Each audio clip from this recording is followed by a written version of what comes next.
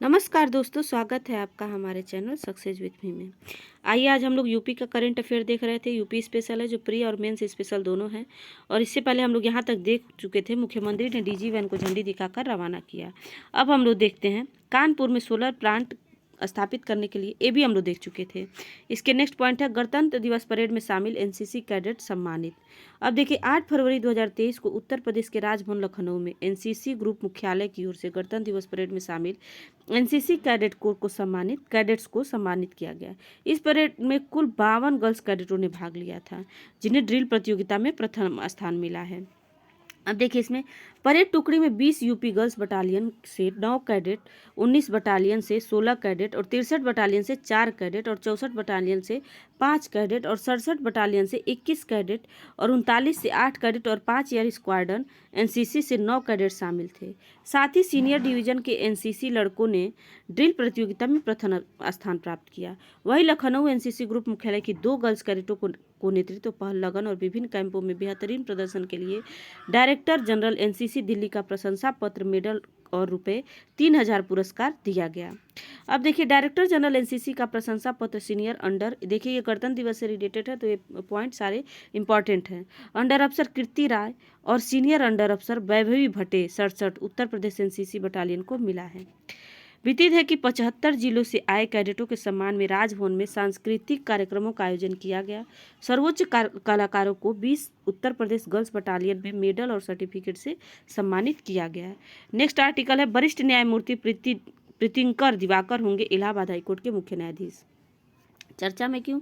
क्योंकि 9 फरवरी 2023 को मीडिया से मिली जानकारी के अनुसार सुप्रीम कोर्ट के मुख्य न्यायाधीश DY चंद्रचूड़ की अध्यक्षता में कोलेजियम ने वरिष्ठ न्यायमूर्ति प्रीतिंकर दिवाकर को इलाहाबाद हाईकोर्ट का मुख्य न्यायाधीश नियुक्त करने की केंद्र सरकार ने सिफारिश की है।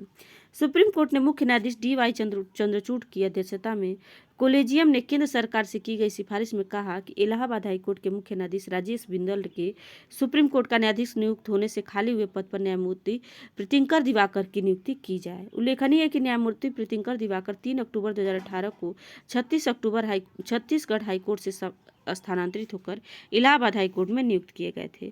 यहाँ के वरिष्ठतम न्यायमूर्ति होने के नाते इन्हें मुख्य न्यायाधीश नियुक्त करने की सिफारिश की गई। न्यायमूर्ति प्रीतिंकर दिवाकर का जन्म 22 नवंबर 1961 को हुआ था। उन्होंने दुर्गावती विश्वविद्यालय जबलपुर से कानून में स्नातक किया है और 1984 में वे अधिवक्ता के रूप में नामांकित हुए। वे सेल, भारतीय स्टेट बैंक, छत्तीसगढ़ ग्रामीण bank, bank of Baroda, IDBI, Madhya Pradesh राज्य वित्तीय निगम, कोटक महिंद्रा बैंक, रायपुर दुग्ध संघ, CBSC और कई अन्य नगर निगमों के स्थायी वकील रहे। इन्हें जनवरी 2005 में छत्तीसगढ़ के उच्च न्यायालय द्वारा वरिष्ठ अधिवक्ता के रूप में नामित किया गया था। वह 7 साल के लिए Madhya Pradesh state bar council और 5 साल के लिए state bar council of Chhattisgarh के सदस्य थे। 31 मार्च 2009 को छत्तीसगढ़ उच्च न्यायालय के न्यायाधीश के रूप में वे पदोन्नत हुए और 21 नवंबर 2023 को न्यायमूर्ति प्रीतिंकर दिवाकर अपने पद से रिटायर हो जाएंगे। अब देखिए नेक्स्ट आर्टिकल है युवा motor bike racer Shreyas Harish को प्रधानमंत्री ने किया सम्मानित।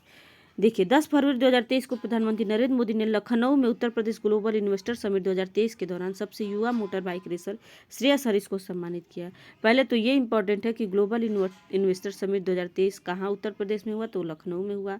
और सबसे युवा motor bike racer Shreyas Harish ये कहाँ के हैं, ये भी इंपॉर्टेंट है। देखिए उल्लेखनीय है कि युवा motor bike racer Shreyas Harish Bengaluru के रहने वाले हैं। कहाँ के हैं? बेंगलुरु के। उन्होंने 12 साल की उम्र में ही अपनी एक अलग पहचान बनाई। मोटर बाइक रेसर श्रेयस विश्व रेस में क्वालिफाई करने वाले पहले भारतीय हैं। हाल ही में उन्होंने FIM मिनी GP वर्ल्ड ये जो सीरीज के लिए क्वालिफाई किया। श्रेयस भारत के पहले मिनी GP चैंपियन भी हैं। युवा motor bike racer Shreyas Harish को बचपन से बाइक चलाने का बहुत शौक रहा है। उन्होंने केवल 7 साल की उम्र से बाइक चलाना शुरू कर दिया है। MotoGP भारत के आयोजक फेयर स्ट्रीट स्पोर्ट्स ने श्रेयस के पालन पोषण का जिम्मा उठाया है।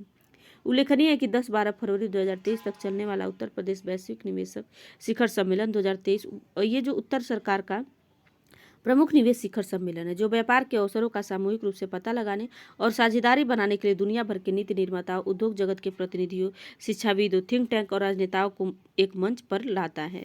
नेक्स्ट पॉइंट देखिए, लखनऊ के राष्ट्रीय उत्कृष्टता केंद्र में खेल से संबंधित नए बुनियादी ढांचे का उद्घाटन अभी चर्चा में क्यों है। 12 फरवरी 2022 को केंद्रीय युवा कार्यक्रम और खेल मंत्री अनुराग सिंह ठाकुर ने लखनऊ में भारतीय खेल प्राधिकरण के राष्ट्रीय उत्कृष्टता केंद्र में उपलब्ध खेल के बुनियादी ढांचों को और बेहतर बनाने के प्रयास से 300 बिस्तरों वाले छात्रावास, अंतर्राष्ट्रीय मानकों के अनुरूप अत्याधुनिक सुविधाओं के साथ कुश्ती के लिए एक उन्नत हाल तथा एक खेल चिकित्सा केंद्र का उद्घाटन किया। कहाँ हुआ ये? लखनऊ में। लखनऊ स्थित भारतीय खेल प्राधिकरण का राष्ट्रीय उत्कृष्टता एनसीआई केंद्र महिला कुश्ती एथलीटों के लिए राष्ट्रीय शिविरों का केंद्र रहा है, जहां पर भारत के विशिष्ट वर्ग की महिला पहलवानों को प्रशिक्षण दिया जाता है। अब देखिए, एनसीओयू जो ओई लखनऊ में 300 बिस्तरों वाले छात्रावास का निर्माण के साथ ही इसकी क्षमता में काफ़ी बढ़ोतरी हो गई है और अब यहाँ किसी भी समय राष्ट्रीय शिविर में आने वाले खिलाड़ियों सहित 460 एथलीटों के रहने की क्षमता स्थापित हो गई है। नया छात्रावास महिला एथलीटों को समर्पित होगा, जबकि 80 बिस्तरों के मौजूद 2 छात्रावास इस केंद्र में लड़कों के प्रशिक्षण के लिए आरक्षित रहेंगे। खेल चिकित्सा केंद्र को मौजूदा मेडिकल सेंटर से अपग्रेड किया गया है और अब इसमें खेल विज्ञान विशेषज्ञों के साथ साथ एक खेल मनोवैज्ञानिक भी होंगे। इस प्रांगण को पूरी तरह से सुसज्जित खेल विज्ञान केंद्र बनाने के लिए यहाँ पर उन्नत बायोमैकेनिक मशीनें लगाई जा रही हैं। ये देखिए, नेक्स्ट देखिए, यूपी ग्लोबल इन्वेस्टर समिट 2023 चर्चा में क्यों है? क्योंकि 12 फरवरी 2023 को उत्तर प्रदेश की राजधानी लखनऊ में यूपी ग्लोबल इन्वेस्टर समिट 2023 यूपीजीआईएस 2023 का समापन राष्ट्रपति द्रौपदी मुर्मू के मार्गदर्शन के साथ हुआ है। इसका प्रमुख बिंदु है कि 12 फरवरी 2023 को उत्तर प्रदेश की राजधानी लखनऊ में यूपी ग्लोबल इन्वेस्टर समिट 2023 यूपीजीआईएस का समापन द्रौपदी मुर्मू राष्ट्रपति के मार्गदर्शन के साथ हुआ। इसके प्रमुख बिंदु देखिए, यूपी ग्लोबल इन्वेस्टर समिट में 3 दिन में कुल 33,50,000 करोड़ के निवेश प्रस्ताव प्राप्त हुए। इसके साथ ही यहाँ कुल 19,058 MOU साइन हुए। इसमें करीब 93,82,607 लोगों को रोजगार मिला। राज्य सरकार ने निवेशकों की सुविधा MOU के कार्यान्वयन की निगरानी के लिए निवेश सारथी नामक एक ऑनलाइन प्रणाली शुरू की। किसके नाम पर? निवेश सारथी। इसको ध्यान रखिएगा। उल्लेखनीय है कि 3 दिवसीय यूपीजीआईएस जो है 2023 का शुभारंभ 10 फरवरी को प्रधानमंत्री नरेंद्र मोदी ने किया था। उत्तर प्रदेश सरकार ने खेल को भी इस समिट में शामिल किया। इस उत्तर प्रदेश क्रिकेट एसोसिएशन ने बाराबंकी में 30,000 की क्षमता वाला एक स्टेडियम बनाने के लिए प्रदेश सरकार के साथ MOU किया है। यूपी ग्लोबल समिट के अंतिम दिन यूके पार्टनर कंट्री सेशन में ब्रिटेन की कंपनियों ने सुरक्षा प्रौद्योगिकी और रक्षा क्षेत्रों में 6 समझौतों ज्ञापन पर हस्ताक्षर किया। अब उत्तर प्रदेश मेडिकल और दवा क्षेत्र का बड़ा केंद्र बनेगा। ग्लोबल इन्वेस्टर समिट में प्रदेश को इस सेक्टर में 63,475 करोड़ के प्रस्ताव मिले हैं। दवा और उपकरण जैसे कुछ जुड़े कारोबार को लेकर कुल 156 करार अभी तक हुए हैं। मेडिसिन इंडस्ट्री से जुड़े कई बड़े ग्रुप में उत्तर प्रदेश के अलग अलग जिलों में अस्पताल खोलने का ऐलान किया गया है। इसमें उत्तर प्रदेश के लोगों को आने वाले दिनों में पहले से बेहतर स्वास्थ्य सुविधाएं मिलेंगी। Uttar Pradesh global investor summit में सिंगापुर के निवेशकों ने उत्तर प्रदेश में अध्यात्म और इको टूरिज्म के लिए 29,000 करोड़ रुपए के MOU पर हस्ताक्षर किए हैं।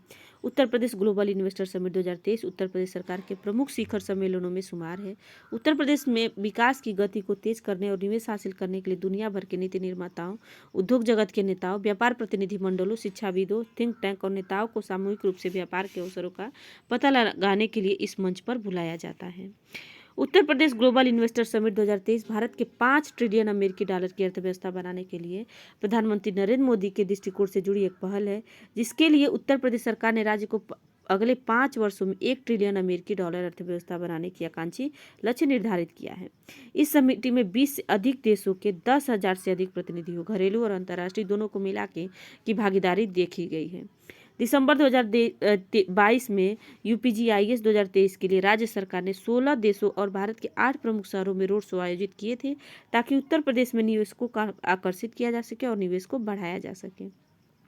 इस समिति में संयुक्त राज्य America, United kingdom, Canada, Japan, दक्षिण कोरिया, सिंगापुर, जर्मनी, नीदरलैंड और संयुक्त अरब अमीरात जैसी कई प्रगतिशील अर्थव्यवस्थाएं साझेदार देश रहे हैं। ज्ञातव्य है कि उत्तर प्रदेश सरकार ने फरवरी 2018 में पहली बार बड़े पैमाने पर ग्लोबल इन्वेस्टर समिट का आयोजन किया था। इसमें 28,000 करोड़ रुपए की विभिन्न कंपनियों की तरफ से विकास को लेकर MOU पर साइन किए गए थे। अब नेक्स्ट देखिए आर्टिकल, उच्च शिक्षा मंत्री ने G20 सम्मेलन के दौरान आयोजित प्रदर्शनी का उद्घाटन किया है। ये चर्चा में क्यों है? क्योंकि 13 फरवरी 2023 को उत्तर प्रदेश में लखनऊ के hotel Centrum Sushant sold city में आयोजित G20 सम्मेलन के दौरान प्रदेश के उच्च शिक्षा, विज्ञान एवं प्रौद्योगिकी, इलेक्ट्रॉनिक्स एवं सूचना प्रौद्योगिकी मंत्री योगेंद्र उपाध्याय ने प्रदर्शनी का उद्घाटन किया। इसके प्रमुख बिंदु कौन है? इस प्रदर्शनी में डिजिटल इंडिया की झलक दिखाई गई है। इस सम्मेलन में इलेक्ट्रॉनिक एवं सूचना प्रौद्योगिकी मंत्रालय, टेलीकॉम, जनजातीय मंत्रालय, भारतीय उद्योग मंत्रालय सहित भारत सरकार के अन्य विभागों एवं संस्थानों की प्रदर्शनी स्टॉल लगाए गए हैं।